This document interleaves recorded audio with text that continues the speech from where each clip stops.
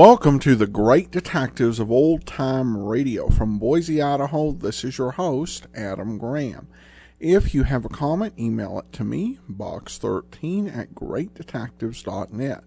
Follow us on Twitter at Radio Detectives and become one of our friends on Facebook, facebook.com/Radio Detectives. Before we do get started, I do want to encourage you, as you're making your travel plans, remember JohnnyDollarAir.com. JohnnyDollarAir.com is a Priceline affiliate, so you can name your own price on hotels, rental cars, airline tickets, and even more, or purchase a great published fare. But part of your purchase price goes to support the Great Detectives of Old Time Radio at no additional cost to you. So remember, when you're making your travel plans, go to JohnnyDollarAir.com first. Well, now it's time for today's episode of Yours Truly, Johnny Dollar. The original air date, September the 14th, 1958. And the title, The Wayward Diamonds Matter. From Hollywood, it's time now for... Johnny Dollar. Peter Hanley at Western Maritime and Property. Oh, yeah, Mr. Hanley. I found this message to call you. You're still in town at the Beverly Hilton. Yes, that's right. I thought you'd be back in Hartford by now. When I can enjoy a spot like this on expense account? What? This California weather, the swimming pool here at the hotel? Wait. No, wait. You say on expense account? Why, sure. Dollar, you cleared up that matter for us. You proved conclusively that Randolph Merrill did not lose his yacht, that the explosion and the sinking were fake. That's right. And incidentally, as you anticipated, the yacht was found in a small Mexican seaport, all ready to be rebuilt and repainted to thoroughly disguise it. Good. Now, Mr. Hanley... Oh, by the way, in spite of his earlier vindictiveness, Merrill has decided to plead guilty and throw himself on the mercy of the court. Has he signed a confession? Well, no. Then I'll bet he changes his tune by the time he goes to trial. Oh? Sure, that's an old trick to slow things up, gain time. Are you having Mrs. Merrill held as an accessory? Well, Merrill has made and signed a statement completely clearing her, so to hold her now would only complicate matters. Hanley, either you haven't yet read my expense account report, I haven't. or I forgot to tell you what tipped me off that bear was trying to pull something on us. Oh? What was it, Mr. Dollar? Her jewels that you'd insured for $100,000. Oh, no. Oh, yes, Hanley. That jewelry Mrs. Merrill showed us was fake. Oh, Paste. great heavens. Dollar? You still think I ought to go back to Hartford? No. Not until you found out where the real jewels are. Can you come down to the office, Mr. Dollar, right away? Sure, if you like. No. I'll drive out there to your hotel. Whatever you say. Yes, I'll drive out there. I'll be there right away. Scotch and soda be all right? Yeah, what? You suddenly sound as though you could use a drink.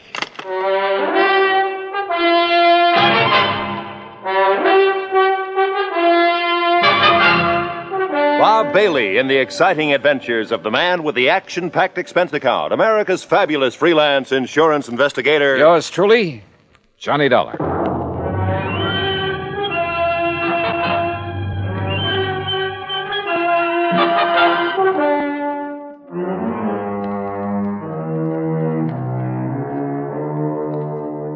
Expense account submitted by Special Investigator Johnny Dollar to the Western Maritime and Property Insurance Company, Los Angeles, California. Following is an account of expenses incurred during my investigation of the Wayward Diamonds matter.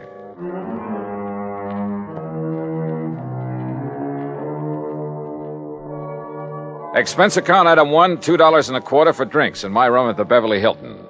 By the time room service had delivered them, collected the tip, and left, Peter Hanley arrived. Yeah, come in. I make no bones about it, Mr. Dollar. I had completely forgotten about those jewels of Mrs. Merrill's. Yeah, well, I can't say that I blame you. We were so intent on exposing the so-called sinking of that yacht. Exactly. All right. Relax. Here, come on now. Sit down and relax while we map out a plan of action. Thank you. After you hung up, I suddenly remembered that you had mentioned the fact that those jewels were fake to Mrs. Merrill herself. Yeah, that's right. All right. Well, how did you know that they were fakes, Mr. Dollar? You remember when we sat in their living room out in Westwood while they gave us that cock and bull story about the yacht going down? Yes, I remember. All right. She handed me the jewels to look at. I kind of absent-mindedly dragged one of the so-called diamonds across the glass top of the coffee table and realized it didn't scratch it. Oh. Nor did any of the others, which proved they weren't diamonds at all, but some kind of imitations. Look, why kid about it, Hanley? Up to that point, they'd had me believing their story about losing that yacht. You weren't alone, Dollar. You weren't alone. But now I suppose we'd better call in the police about that jewelry.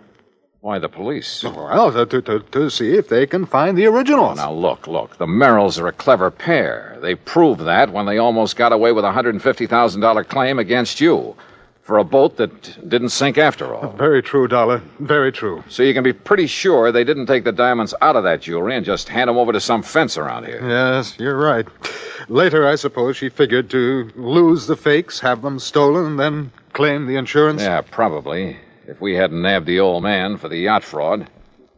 You say she hasn't been held? No, but I see now that she should have been, in spite of her husband's statement that she was completely innocent of any complicity in the whole scheme. Yeah, I think she should have.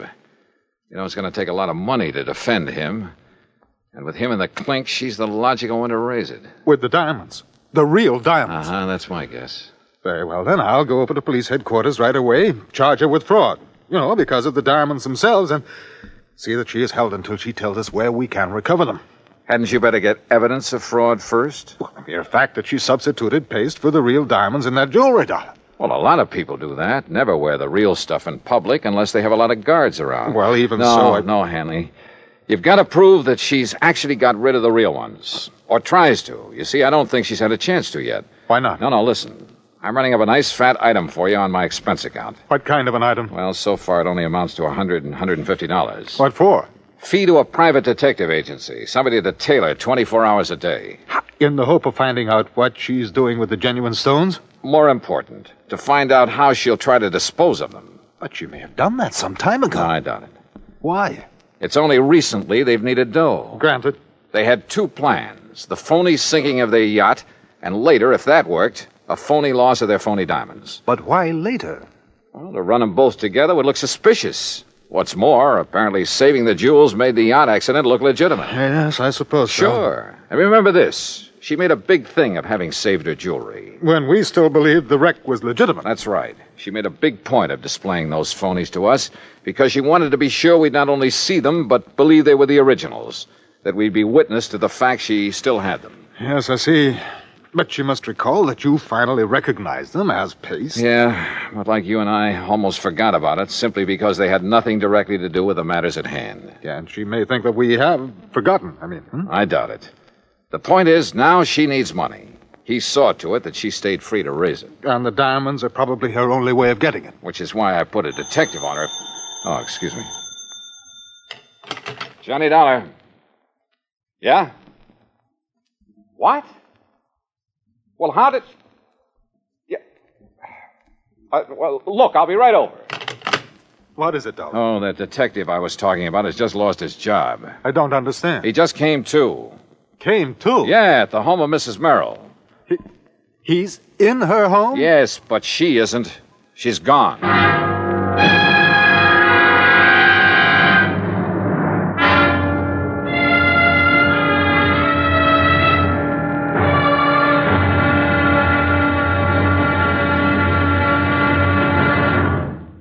Act two of yours truly, Johnny Dollar, in a moment.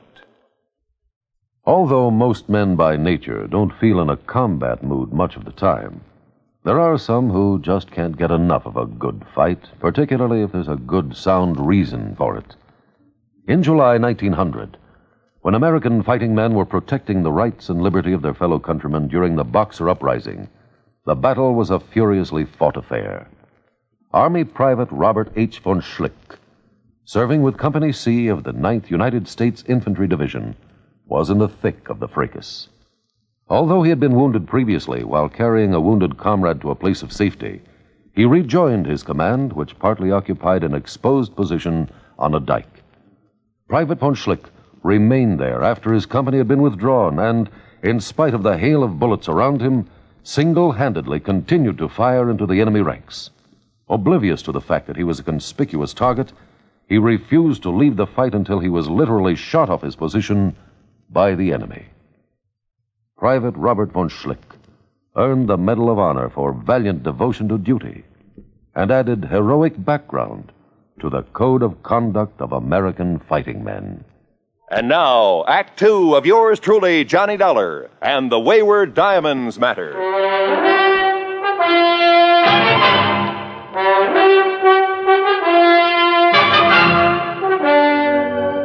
In separate cars, I still had my rental job. Pete Hanley, the insurance man, and I drove out to Westwood, just beyond Beverly Hills.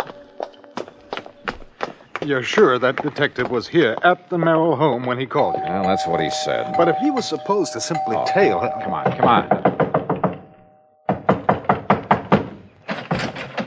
Mr. Dollar? Yeah, that's right. And I take it you're Sam Bench... Holy smoke, what happened to you? Where's Mrs. Merrill? Well, like I told you on the phone, Mr. Dollar, she's gone. Any idea where? Oh, sir. Hey, you mind if I sit down? I don't feel so good. No, go ahead. Go on, sit down. All right, you all set? Yeah. Now, what happened? Well, I was walking up and down the street. Huh? You know, real casual, so as not to arouse no suspicion. You've been walking up and down in front of this house all morning? Oh, yeah, all morning. But like I say, real casual, so Where as not... did you ever learn to be a detective? Some correspondence course? Oh, now look, Dollar, you shouldn't talk like that. I resent it. Okay, all right, go ahead and resent it. But prowling up and down in front of the house... Well, my brother runs a very good detective Your brother? agency. Yeah, and if he didn't think I was a good operator, if he wouldn't... let... all right, what happened? Well, I see her come out the back door. You know, Miss Merrill? Wow. And I see her go out and she opens up the garage. And where were you? Well, by good luck, I just happened to be in front of the driveway about then. So, real casual, I lean over and I start tying up my shoelace, Yeah. you know, so she won't get suspicious of me, you see? Go on. Well, when she gets in the car and she gives me a look, but that's all. So I figures me being so casual and all, she's not wise to what I'm doing around here, you know? I bet she wasn't. But that's where you're wrong, Dollar, because somehow she must have figured it out, even with me being so casual. All right, what happened? Yeah. Well, Dollar, she comes barreling out of that garage so fast, I didn't have hardly And time to maybe she even... casually ran you down. So I was casual about it. By the time I pick myself up and I find out I got any busted bones, she's down the street and around the corner. What kind of a car was she driving? Gee, no. What was the license number? I don't know. You don't know? Well, then how it happened so fast? Hey, look, whoever assigned you to this job ought to have I told you, their... my brother. And don't you say anything about my brother. How did you get into this house? Well, my order said if she made any move, I was to phone you. I figured nearest phone was in here. How did you get in? Well, I looked around to see one of the back windows was open. Do you have any authority to enter this house? A warrant, maybe? No, but I have my orders to phone you just as soon as I could, and like I say, I figured the nearest phone... You want to see my orders? No, I don't. Well, look, see here. Now, you here. look. You can take those back to your office and shove them in your darling brother's face. Oh, And now when you say things do, against my just brother. don't forget Shouldn't to tell him you're fired. Oh, now look, Dollar. Anybody can make one little mistake. You asked me, you made them all. Now, go on. Get out of that chair and get out of here. Oh, now listen, Oh, will and you... I suppose that car that's parked right across the street, I suppose that's yours. Well, sure. Oh, no. So as if she made a move, I could follow without wasting no time. Real casual, huh? Sure. So she wouldn't know you were following her. Of course. All right, go on. Get out. Oh. Now, look, you wasn't really serious About what you being said fired? You bet I was. And you can tell your brother he and his agency are... Oh, go on. I'll settle with him later. Look, I'm not used to being treated like this. And when I told my Ouch. brother... Oh, brother. Well, Hanny, it looks like I called in the wrong detective agency. I'm sorry. I'm afraid so. And I suppose you and I have no more right to be in this house than that idiot had, so perhaps we'd better leave. Yeah, sure. But not until you get on the phone and call the Department of Motor Vehicles. Oh? Find out from them the year, make, and model of Mrs. Nancy Merrill's car. Oh, better still, I can call my office. Your office? Yes, we issued the insurance on that car. Well, good. Meantime, rather than just sit here and twiddle my thumbs, I'm going to have a look around. But, Dollar, if our simply being here is illegal... Will you stop worrying about it and get on that phone? In the bedroom, I found the jewel box, all right, but no sign of the jewels. However, in a desk, I did find a receipt. A receipted bill for some work done by a jeweler in Westwood Village. The amount of the bill? Yeah. It was more than enough to cover the substituting phonies for the diamonds in that jewelry. So when Hanley got the description of Nancy Merrill's car, I sent him over to West L.A. Police Headquarters to have my pals over there put out an APB on it. Then I hopped into my own car and headed for the jewelry store in Westwood. And you know something? If I'd had any idea of what was waiting for me there, believe me, I'd never have gone alone. Act Three of yours truly, Johnny Dollar, in a moment. Our flag now numbers 50 stars, and behind each star there stands yet another flag representing one of the 50 states. Kentucky's state flag is dark blue, with the seal of the Commonwealth encircled by a wreath of goldenrod, the state flower. Within the seal, two friends embrace, their right hands clasped, their left resting on each other's shoulder, their feet on the verge of a precipice, which illustrates the motto beneath them: United we stand, divided we fall. Kentucky's state flag, the flag of the 15th state to enter the Union, was adopted on March 26, 1918. And now, Act 3 of yours truly, Johnny Dollar, and the Wayward Diamonds Matter.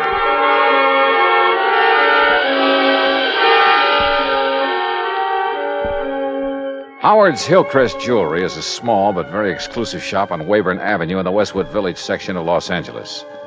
There, with the help of a receipt I'd found in Nancy Merrill's desk, I hoped to get on the track of the missing diamonds. I entered this snooty little shop and asked for the owner. I'm sorry, my good man, but Mr. Howard is engaged with one of our important clients. Well, I'm here on rather important business. Well, if you care to leave your name and he wishes to see you, perhaps we shall call you. Ah, Mrs. Smythe Kenworthy. Hey, look, Buster. How delightful to see you said... again. And did little Chi-Chi like the jeweled collar we selected for him? Chi-Chi. Such a lovely puppy. You know, he's the favorite of all my doggy friends. Just as you're my favorite. Maybe I'd better look for this Howard myself. Mrs. Smythe Kenworthy, you have no idea how it brightens the day to have you drop in. Oops, Now, wrong department. What can I show you today? Some little trinket for your pussycat, perhaps? We have some perfectly privacy things and real emeralds. No. But you must, please. Oh, Nancy, my dear. Yes, Howard. My pet, when I removed the genuine diamonds from your various pieces and replaced them with paste, it was with the distinct understanding... I know, dear, I know. But now I have to have the real stones put back. Why?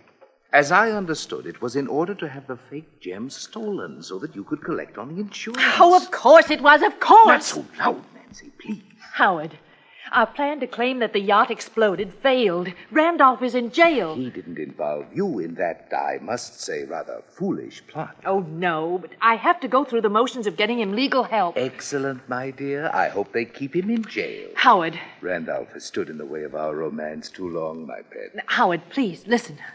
Because of the yacht, they sent an insurance investigator out here. Investigator? Yes, a Mr. Johnny Dollar. Dollar? Good heavens. You know him? I know about him. I don't like this. And he found that these jewels I have now are paste.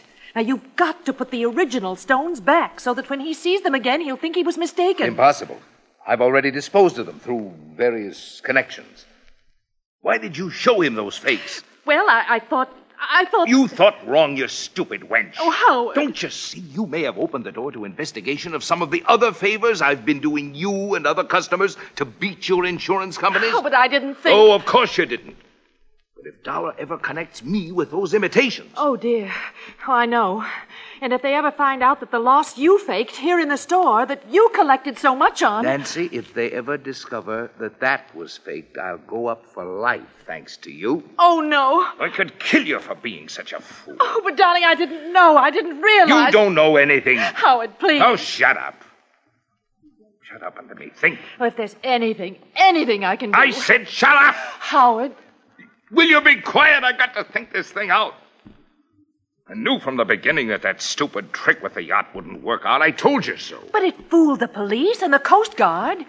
How were we to know the insurance company would send that Johnny Dollar out here? Will you stop talking about him? We've got to figure our way out of this mess. Now, who else besides Dollar knows about the phony jewels I made up for you? No one, Howard. Except my husband, of course. Are you sure? But how could they know? Well, what if your husband talks? Oh, he doesn't dare. Don't you see? He's the one who sent me here to get the stones back. So the Dollar can't prove he saw the imitations. And I tell you, I can't get them back. They're probably scattered all over the country by now. But don't you see? Unless we can show them to him, the real ones, I mean, show them to this Johnny Dollar. No, it's impossible. So, that means only one thing, Nancy. Replacing the fakes with some other genuine stones? No, that would take months. No, Nancy, it means that I have to get rid of this man, Dollar. That gun! That's right. You'd kill him? Yes, Nancy, I'll kill him if I can find him. I'll save you the trouble of looking for me, Howard. What? Dollar! And is that the gun you plan to kill me with? Yes, that's right. And I think I'd better kill you right now. Oh, Howard, darling, please. Oh, put that thing down, Howard. You're not going to shoot with customers out front. My private vault is just outside this back door of my office, Dollar, and it's open. In there, the sound of a shot won't be heard out front. No kidding. No kidding. All right, walk. Out that little door. Walk. Well, you don't really leave me much choice, do you? Now, open it carefully. No tricks. Tricks? With a gun in my back? All right, open the door. Go ahead. Oh, it seems stuck. Maybe you'd better open it. I said no tricks. You open it. Oh, Howard, you don't know what you're doing. You bet I do. Go ahead, Dollar. You may be sorry for this, you know. Will you quit stalling and open it? Whatever you say. Mr. Howard! Mr. Howard! Oh, now what? Mr. Howard, there are some men here to see you. Nancy, go out there. Tell them I'm not to be disturbed. I'll see them in a few minutes. Oh, please, dear. Go ahead. Go on. Mr. Howard, these men are from the police. The police? Well, bless Peter Hanley. Oh, no, you... Yes, I do. Dollar, are you all right? Those shots... Johnny. Hiya, Pete. Huh? Oh, thank heavens. Thank heavens. Yeah. Looks like he's okay, Mr. Hanley. But, Dollar, what under the sun did you do to our friend Howard here? Well, we had a little argument, Sergeant. I'll tell you all about it, and then you can haul him off to the clink. Oh? Hey, listen, if you've got something on Howard, you'll be our friend for life. Sergeant, I've got plenty. Good, because, brother, we've been trying to catch up with him for years. Oh, incidentally, have you got a cell for Mrs. Merrill, too? You bet we have.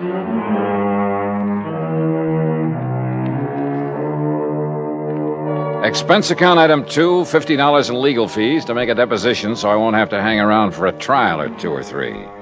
And I have a sneaking suspicion that Howard and Merrill and his wife are going to have a long, long time to think things over. Expense account total, including additional mileage on my rental car and the trip back to Hartford, $218 even. Yours truly, Johnny Dollar.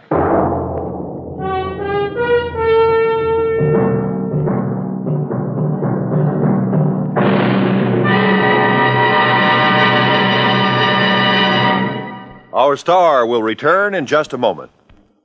There are some men who, after being practically pushed into the service, find their element and commit heroic deeds. Frank Luke was that sort of young man. Soon after the United States entered World War I, Luke was taunted by his patriotic family into joining up. He was commissioned a second lieutenant after completing his flight training with the Signal Corps Air Service, that small beginning of today's mighty Air Force. Lieutenant Luke found it difficult to accept the discipline so necessary in the military. When he got to France and was assigned to the English Spads, his attitude worried his commanding officer. But Luke's performance in the air didn't. In less than 2 months in aerial combat, he accounted for 7 enemy aircraft and earned himself the nickname of Balloon Buster for knocking down 11 or 12 of those menaces to the ground troops, the observation balloons. For his gallant action in the face of great danger and overwhelming odds, he was awarded 2 Distinguished Service Crosses and the Medal of Honor. Shortly before the end of the war, Lieutenant Frank Luke made his last heroic combat flight. After having just returned from a sizzling air battle, he refueled his Spad and took off on an extra duty mission. Pursued by 8 enemy planes, he shot down 3 balloons. He was wounded, and his plane was so badly damaged in the action that he had to make a forced landing in a German cemetery. Perhaps the irony of it struck him at the time. When called upon to surrender, he preferred to open fire with his automatic and fight to the death, though he was only 21 years of age. Lieutenant Frank Luke may have had trouble adjusting to the military life, but when he did, he was a gallant fighter and a credit to his country. Now, here's our star to tell you about next week's story. Next week, a quiet little fishing pier on the coast of California. Only they call it the Pier of Death. Join us, won't you? Yours truly, Johnny Dollar.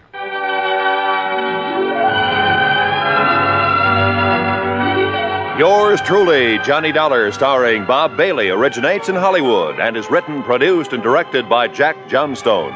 Heard in our cast were Paula Winslow, Ben Wright, Jack Crucian, Jack Edwards, Marvin Miller, and Joseph Kearns.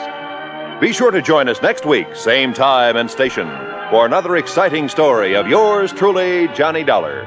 This is Roy Rowan speaking.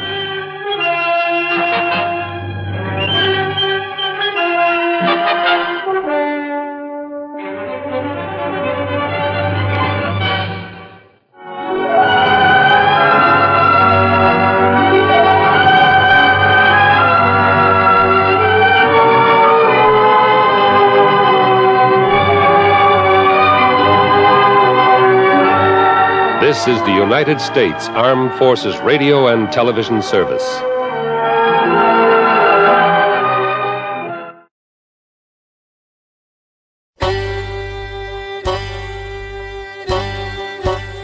Hi, this is Andrew from OTRWesterns.com. I wanted to invite you to come take a look at our site. We stream live OTR Westerns 24 hours a day, 7 days a week, along with putting out podcasts of old-time radio westerns. Check us out at OTRWesterns.com. You're listening to The Great Detectives of Old Time Radio with Adam Graham. Now let's get back into the show.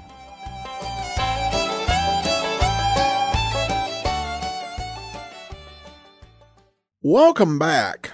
Well, an interesting episode of Johnny Dollar. It's one where it was a sequel to a previous story, but unlike an episode like, say, the Mojave Red matter, doesn't actually require having heard the previous story, which is definite. So it's kind of a sequel, but also does well as a standalone, which is really good given the state of radio preservation, though, of course, we had the chance to hear it.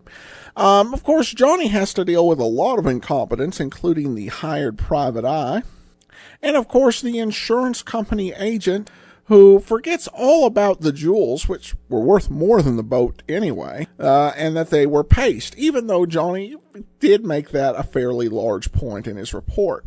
Of course, Johnny's decision to save the villain time, either solely on the assumption that the jewel forger wouldn't shoot him, or based on the fact that they needed some way to get this done in 22 minutes. But anyway, a few interesting twists and a good case overall.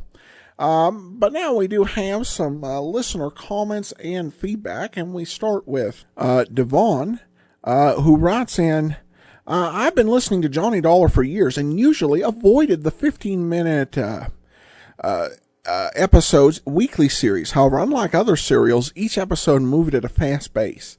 I just listened to the Valentine matter, and the story was amazing. I want to thank you for all your hard work in delivering such a fantastic show. I look forward to every night.